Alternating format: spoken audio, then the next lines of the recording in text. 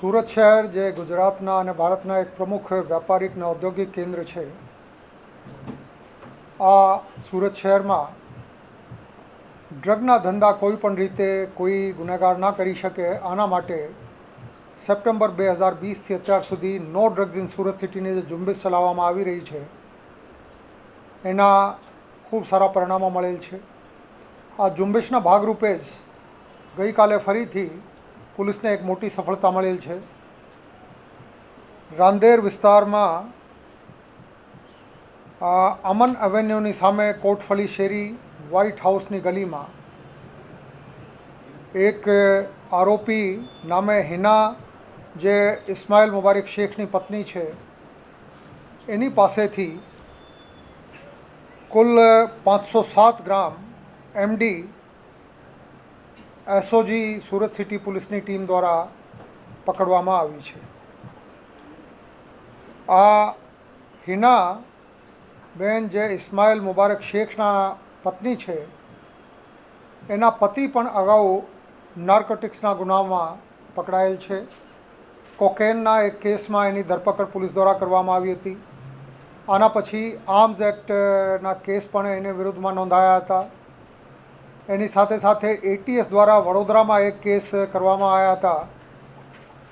નાર્કોટિક્સના એક ફેક્ટરી પકડવામાં આવી હતી, આમાં પણ એના નામ ખુલવા પામેલ હતું. અને આ તમામ ગુનાઓમાં આરોપી અત્યારે લાજપુર જેલમાં છે. ઇસ્માઇલ મુબારક શેખ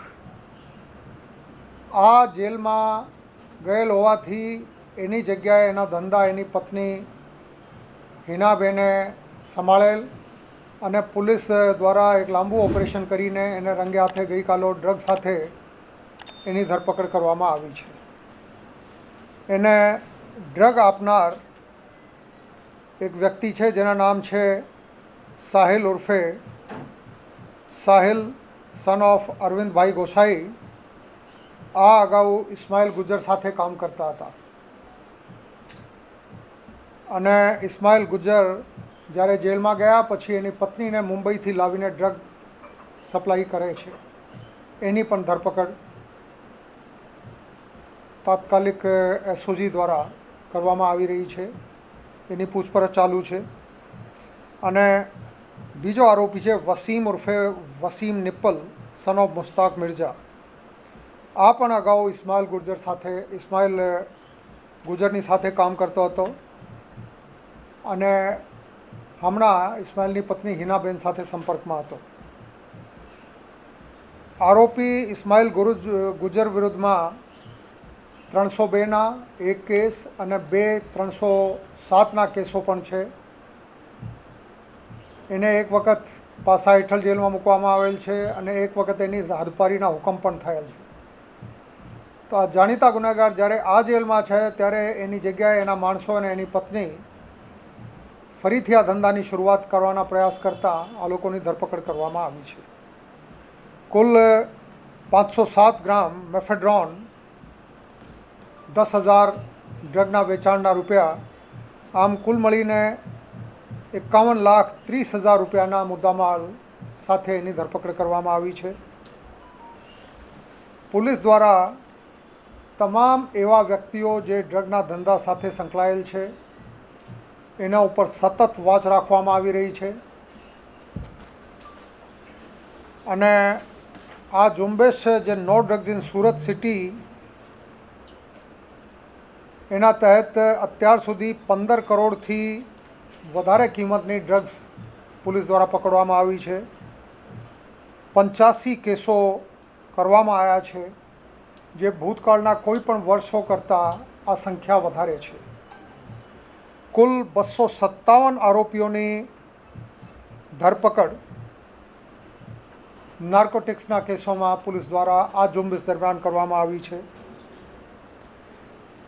જેમાં ઓડિશાના 57, મહારાષ્ટ્રના 25, રાજસ્થાનના 21, નાઇજીરિયન જે મુંબઈમાં રહેતા હતા એના 1, મધ્યપ્રદેશમાંથી 1, હિમાચલ પ્રદેશના 5, સુરત શહેર અને ગુજરાતના બીજા જિલ્લાઓના કુલ 147, આમ કુલ 257 આરોપીઓની ધરપકડ અત્યાર સુધી નાર્કોટિક્સ હેઠળ આ ઝુંબેશ દરમિયાન પોલીસ દ્વારા કરવામાં આવી છે.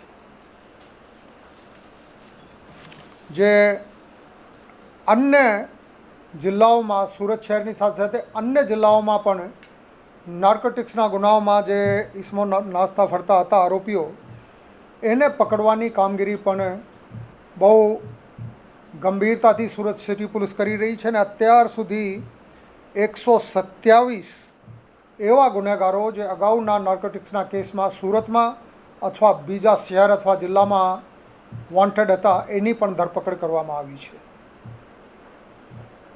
ડ્રગ્સ આપણા યુવાધનને બરબાદ કરવાનો એક માર્ગ છે.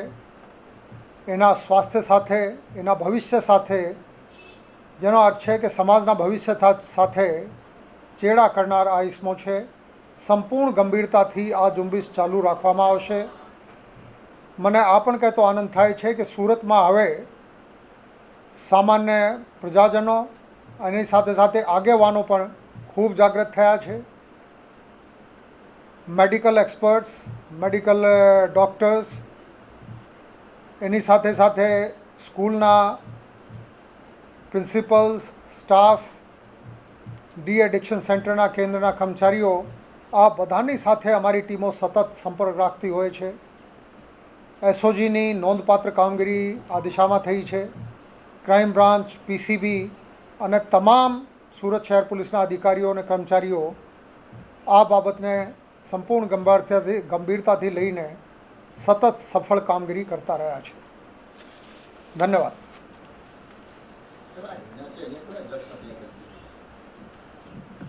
એનાની સાથે જે 2 ઇસમો છે એની સાથે આગળ કોને કોને શું કરતી હતી આ તમામ નેટવર્ક અમે અત્યારે કામ કરી રહ્યા છીએ.